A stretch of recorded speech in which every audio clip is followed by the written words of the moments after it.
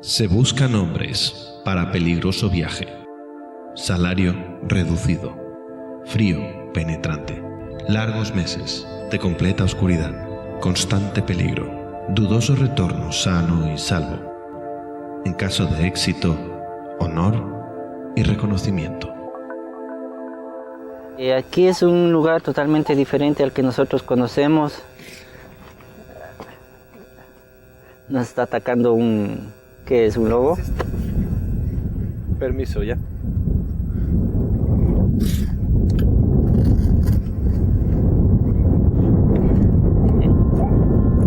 Sí, nos atacó un lobo marino.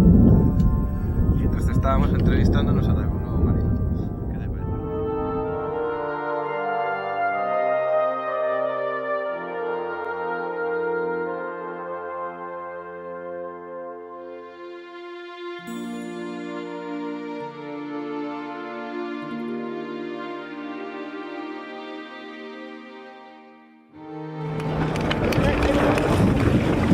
A pesar de las condiciones que vivimos, que pasamos, para mí es algo increíble tener la oportunidad de estar en la Antártida.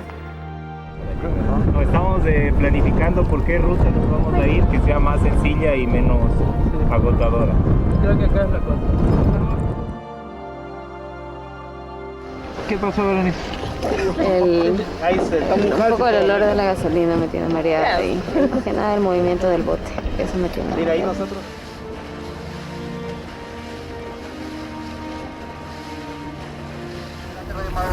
Este móvil 1 cambió. Interrogativo, situación. ¿Estás lista, Adriana? Lista, más que lista. Hoy sacamos el submarino. Hoy lo sacamos. Creo que ha sido fácil adaptarse, entender, a tener paciencia y a saber que no todo se puede hacer cuando uno lo quiere. Uno tiene que respetar, aprender a esperar y ser paciente. ¿Cuánto tiempo has esperado a esto, Arturo? 4 largos años.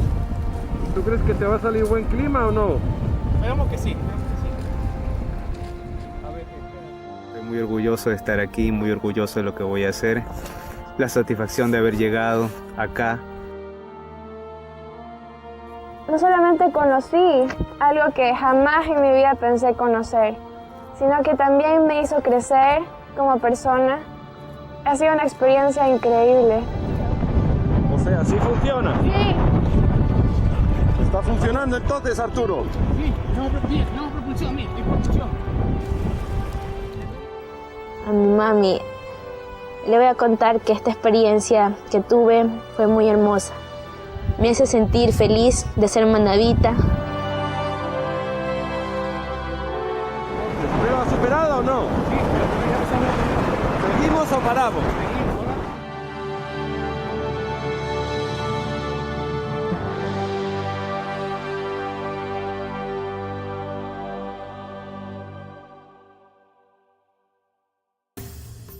Es un territorio en el que la humanidad convive con la humanidad. No es la humanidad en contra de la humanidad. Creo que es difícil explicar a alguien que no ha estado aquí cómo en realidad es la Antártida. No sé, se me ocurre como tratar de explicar el sabor del chocolate a alguien que nunca lo ha probado. Todas estas afirmaciones describen de una u otra forma a la Antártida, un continente de gran importancia para el mundo por su impacto sobre el clima, por los recursos que posee y por su ubicación geoestratégica. Para conocerlo un poco, nos acercaremos primero a su historia. Según datos históricos, las primeras representaciones cartográficas de estas tierras desconocidas comienzan a aparecer en el siglo XV, época en que Claudio Ptolomeo representó a la Tierra con una extensión terrestre al sur de África, sin ninguna división oceánica. Según este antiguo mapa, estas tierras del sur constituían la Terra Australis Incógnita.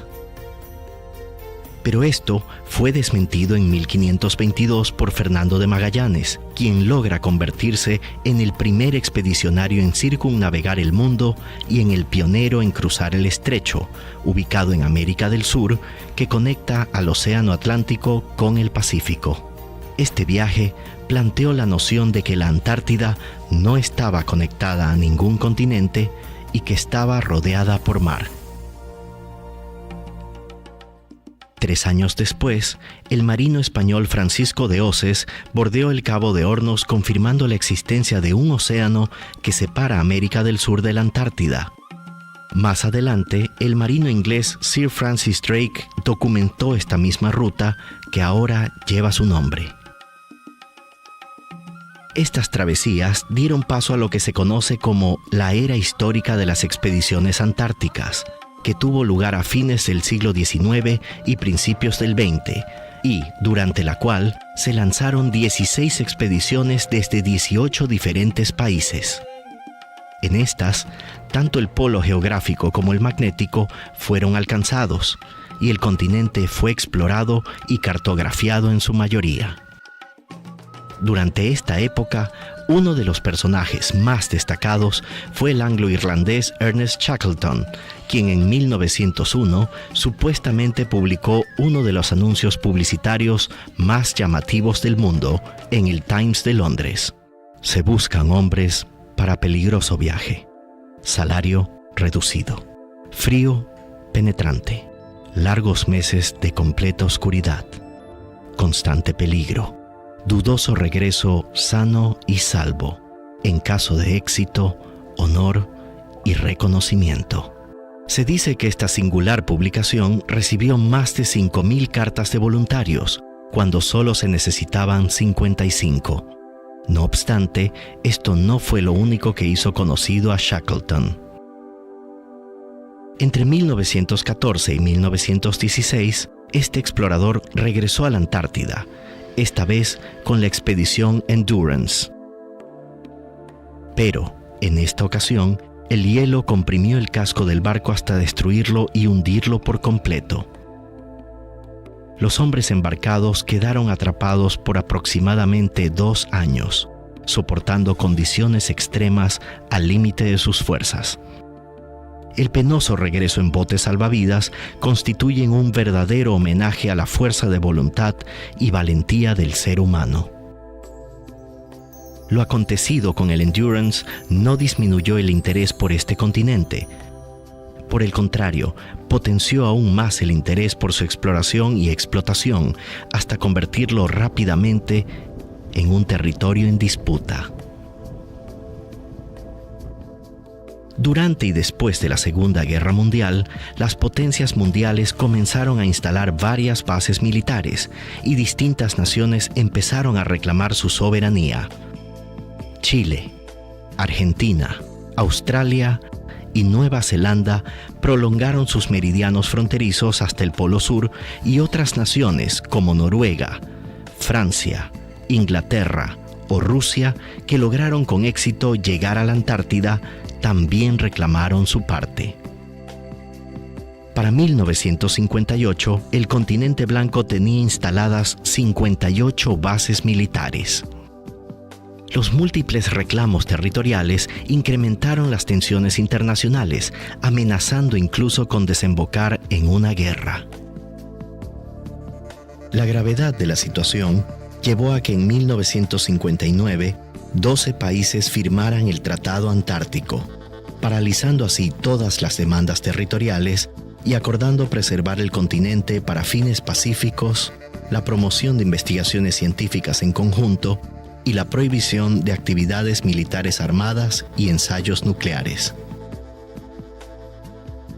El Tratado Antártico está bien claro, expuesto, que acá ningún país viene con pretensión de territorialidad, aun cuando han habido países que antes del Tratado Antártico han tenido pretensiones de territorialidad. Nosotros venimos exclusivamente con investigación y también en sustento de que este es un territorio exclusivamente para la paz.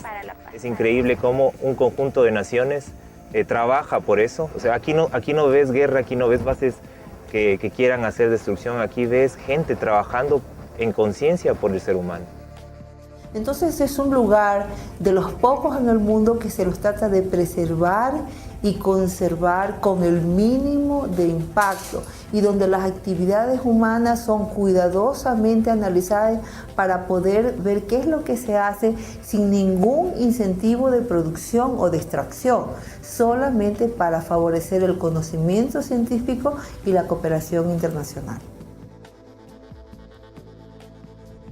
Después de hacer un breve recuento histórico, descubramos por qué la Antártida genera tanto interés a nivel mundial. La Antártida cuenta con una superficie de 14.2 millones de kilómetros cuadrados, una extensión visible solo en verano, pues en invierno puede llegar hasta los 30 millones de kilómetros cuadrados debido al congelamiento de los mares que la rodean. Esta característica de expansión y contracción ha hecho que se gane el nombre de continente pulsante. Otra particularidad es su altura. Sus enormes capas glaciares registran en ciertas zonas un grosor de 4.770 metros sobre el nivel del mar, una elevación parecida a la del volcán Cotopaxi. Estas inmensas moles de hielo almacenan aproximadamente el 90% de agua de todo el planeta Tierra, por lo cual son el principal reservorio de agua dulce. Y la Antártica como tal, con el volumen de hielo y agua, también sirve como un eje importantísimo en el balance climático del mundo. De tal manera que mantener la Antártica en esas condiciones favorece básicamente a la supervivencia de la raza humana.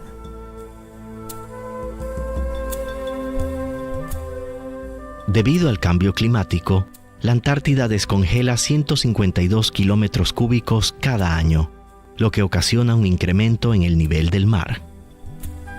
Según muestran mapas satelitales de la NASA, esta cifra se ha acelerado en un 75% en la última década. Actualmente existe una gran preocupación entre la comunidad científica, pues de continuar este deshielo, el nivel del mar podría subir en 50 o 60 centímetros, ocasionando la desaparición de islas y ciudades costeras. Sin duda, una catástrofe ambiental y una amenaza para la humanidad actual y futura. Sabemos que hay un problema climático a nivel mundial. Y entre uno de los espacios terrestres donde han sido afectados es aquí, en los polos. Polo sur realmente la capa de ozono ha disminuido. Entonces realmente el problema se viene complicado. Cambio de temperaturas, se está viviendo. El problema no es Ecuador, el problema es mundial. Entonces de ahí realmente el interés por estudiar la Antártida es a nivel general, a nivel mundial. Solo en el mes más cálido, el frío en la Antártida supera levemente los 0 grados centígrados en las regiones costaneras. Sin embargo, al interior del continente, las temperaturas pueden bajar drásticamente. De hecho, el 21 de julio de 1983, en la estación antártica rusa de Vostok, el termómetro descendió a menos 89.3 grados centígrados. La temperatura más baja registrada sobre la faz de la Tierra.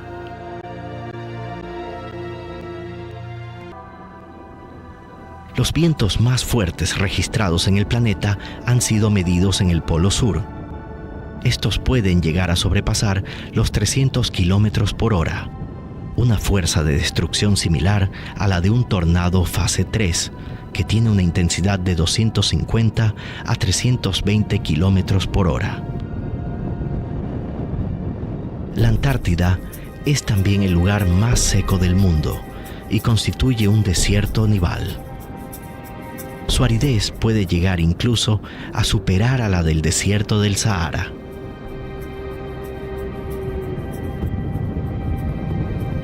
Las condiciones extremas que presenta el clima antártico han hecho imposible la vida humana.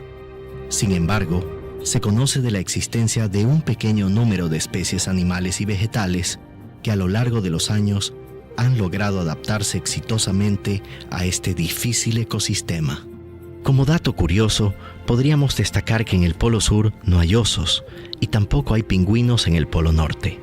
ya que ninguna de las dos especies lograron migrar a los extremos opuestos debido a la distancia entre ellos y a que los trópicos formaron una barrera natural. Una de las especies más importantes del ecosistema marino antártico es el krill, crustáceo parecido al camarón que se ubica en la base de la cadena trófica y cuya abundancia y riqueza proteica permitirían alimentar a la humanidad. Lamentablemente, esta especie está siendo depredada por empresas privadas de otros continentes, afectando seriamente los recursos ictiológicos de estas aguas.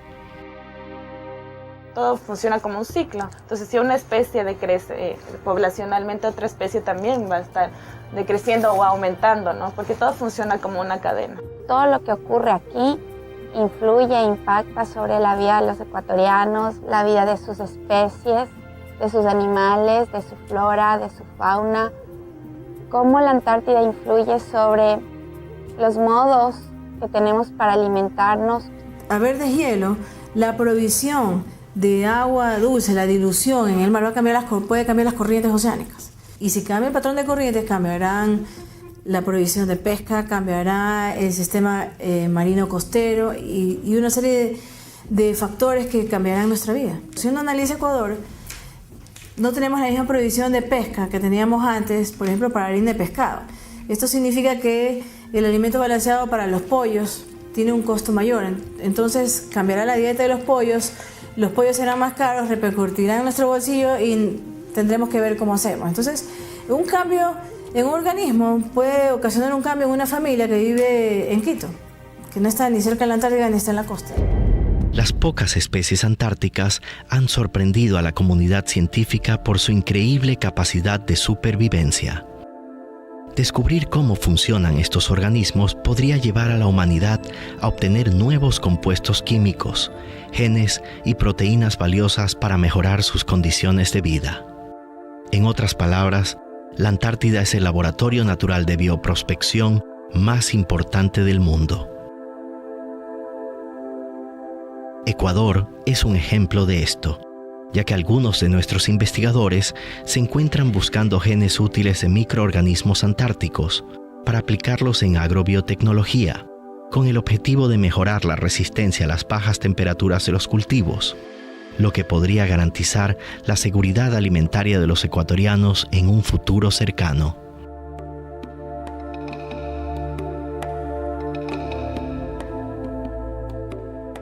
Además de los recursos biológicos, los minerales son otra de las riquezas de este polo. Se hallan en tierra y en los fondos marinos.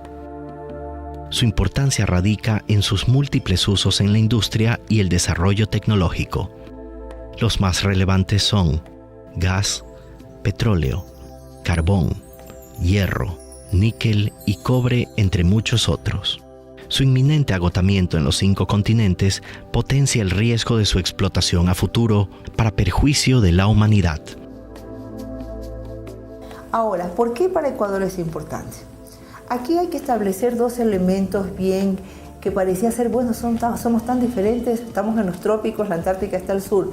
Sin embargo, hay sectores en la Antártica que tienen unos procesos de cambios dinámicos en los glaciares, que nosotros tenemos glaciares muy rápidos, de la misma manera que es lo que pasa en los trópicos. Entonces parece ser que hay alguna teleconexión entre los glaciares andinos y los glaciares antárticos, especialmente en la zona del oeste antártico. Procesos donde rápidamente, en periodos de menos de 50 años, glaciares han venido reduciéndose rápidamente. Similar proceso pasa también en los Andes, lo cual nos indica que de pronto estas teleconexiones, si pudiéramos entenderlas mejor, pudiéramos entender un poco más estos procesos grandes de cambio climático que finalmente se traducen en impactos a los que vivimos en estos ecosistemas. En el caso de los Andes, ¿Qué es lo que sucede? Va a afectar a los suministros de agua, a los ríos, a la hidrología que tenemos. En el caso de la Antártica también va a afectar al agua y a toda la dinámica de organismos que viven ahí. Y eso pues nos dice que es como una señal de alerta temprano, de que procesos de esa naturaleza deberíamos estar monitoreando para en función de eso nosotros estar prevenidos o mantener nuestro sistema de una manera más adecuada. Sin embargo, en la actualidad, la mayor parte de actividades humanas en el continente blanco son reguladas por el Tratado Antártico, del cual solo 48 naciones tienen el estatus de miembro, entre ellas Ecuador.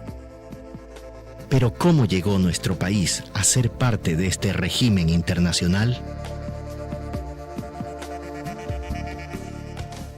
Todo empezó por los años 84, cuando recibió nuestro gobierno, específicamente la Armada del Ecuador, la invitación para que exista una delegación de ecuatorianos en la expedición antártica chilena. Fue en la 20ª expedición antártica y nos designaron a 2 oficiales, en ese entonces tenientes de navío. Entonces llegamos acá, nos embarcamos en un buquecito pequeño, el Capitán Alcázar.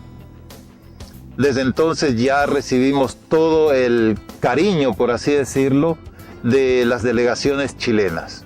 Al término de nuestra estadía aquí, sobrevinieron 3 aspectos importantes que teníamos que dar solución. Y nuestras recomendaciones fueron 3 y se detallan en las siguientes palabras. Primero, que Ecuador debe ser parte del sistema del Tratado Antártico, porque ese es el elemento jurídico internacional que nos faculta a todos los países para efectuar actividades aquí en una forma adecuada, coordinada y respetando la Antártida. En segundo lugar, que Ecuador puede hacer una expedición ecuatoriana a la Antártida. Y nosotros tenemos el buque de investigaciones Orión y sugerimos que sea en ese buque. Y finalmente, que nuestro país puede tener una estación también en este continente.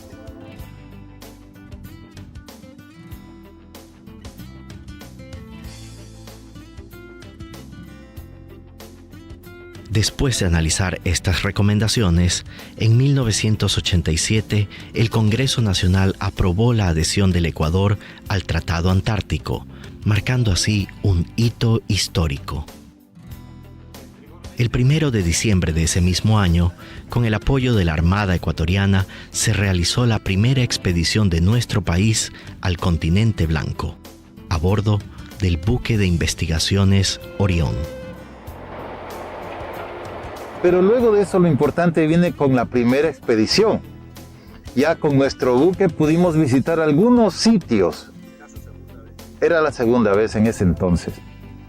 Visitamos sitios más al sur, como la estación Palmer de Estados Unidos. Visitamos Bahía Paraíso, de igual manera otras islas. Y llegamos nuevamente a Base Prat. En ese entonces la dotación de Base Prat muy gentilmente, luego de escuchar nuestras intenciones y nuestra misión en la expedición, nos trasladó hasta este sitio.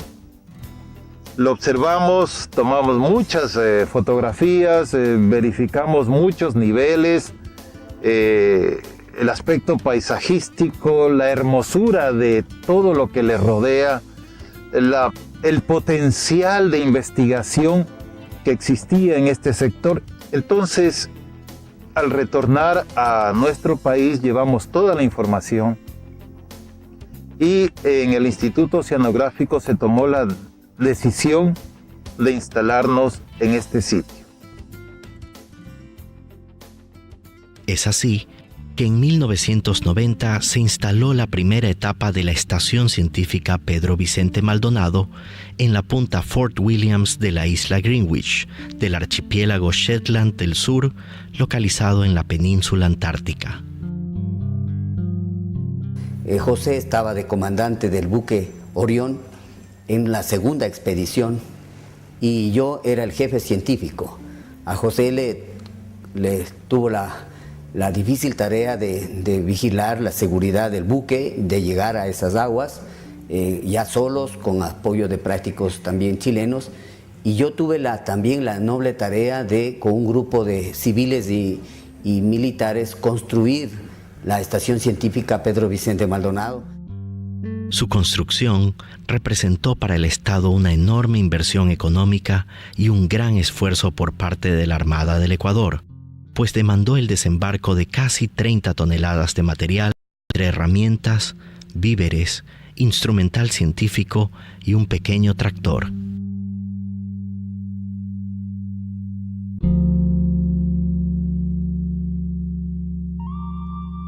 El principio fue lo más duro. Indudablemente, las personas que tuvieron la tarea de construir el primer módulo pasaron momentos difíciles, muy difíciles. Recuerdo que tuvimos que diseñar carpas especiales para poder sobrevivir en las tempestades, en los temporales que se presentan comúnmente en esta zona. Y las incomodidades de no disponer ni siquiera de una cocina, de un servicio higiénico. Entonces nos podemos imaginar que fueron momentos muy duros, pero nuestra gente es así. Nuestra gente, a pesar de las dificultades, saca fuerzas y sobre todo está el compromiso con la patria. Eso fue lo que dio el empuje, el esfuerzo, el sacrificio, la dedicación, la entrega total. Llevábamos periodistas, investigadores, mujeres, ¿no? Estaba justamente María del Pilar Cornejo, que ahora forma parte también del gobierno, y con ellos construimos el primer módulo, que fue también otra experiencia. Apostamos a la locura de otro compañero, que fue Hermann Svetnik, que fue un austríaco ecuatoriano que vivía en Cuenca y que dijo: yo tomo el reto, yo puedo construir esa estación como un mecano, como tantas piezas que podían armarse de un momento a otro.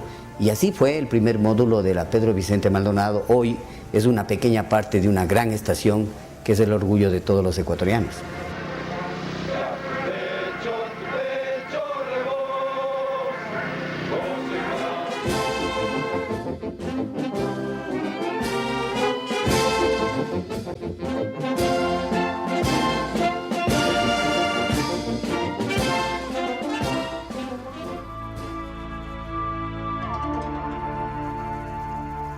Nuestra membresía dentro del Tratado Antártico permitió desarrollar varias líneas de investigación en áreas como ciencias físicas, de la Tierra, de la vida, entre otras.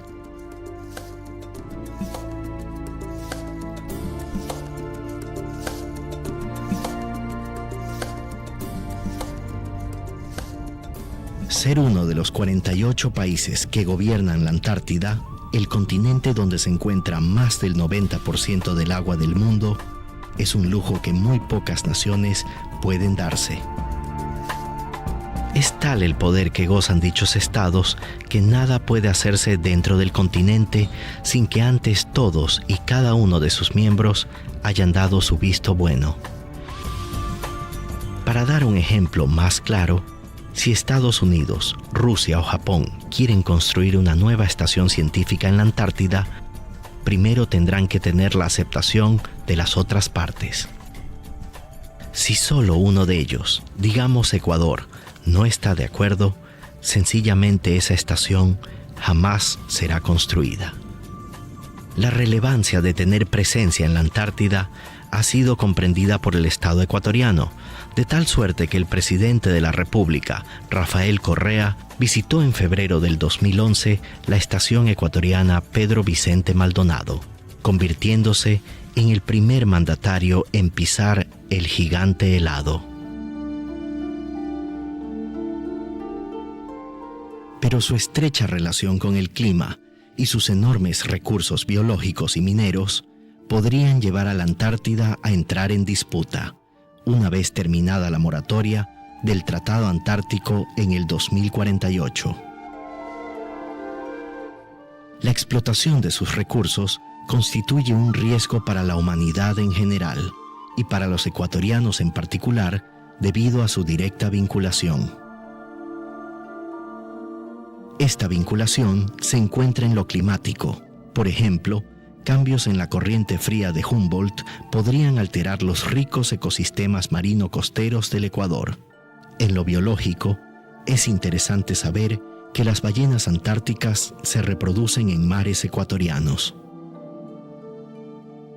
En lo que respecta a los recursos minerales, la posibilidad de explotación por parte de otros países con mayor desarrollo tecnológico nos impone un reto de protección, en el cual se vuelve cada vez más relevante que Ecuador continúe y consolide su presencia en la Antártida y que adquiera un rol más activo en los foros internacionales, tanto científicos como diplomáticos, para evitar afectaciones a este prístino ecosistema.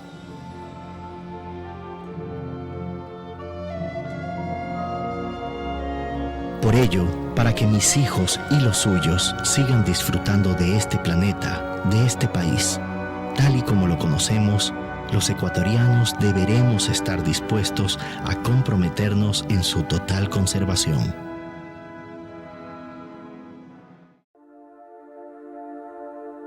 Se buscan hombres para peligroso viaje. Salario reducido. Frío penetrante. Largos meses de completa oscuridad. Constante peligro. Dudoso retorno sano y salvo. En caso de éxito, honor y reconocimiento. ¿Sabías que este anuncio es posiblemente uno de los más famosos de la historia? Fue publicado hace más de 100 años en el Times de Londres. Se necesitaban 55 hombres para una expedición a la Antártida. Dicen que consiguieron más de 5.000. 1987.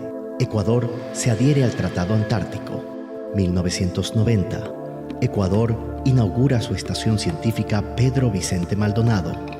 Antártida, ¿qué sabes de ella? La Antártida, acércate a descubrirla. La necesitas más de lo que tú crees.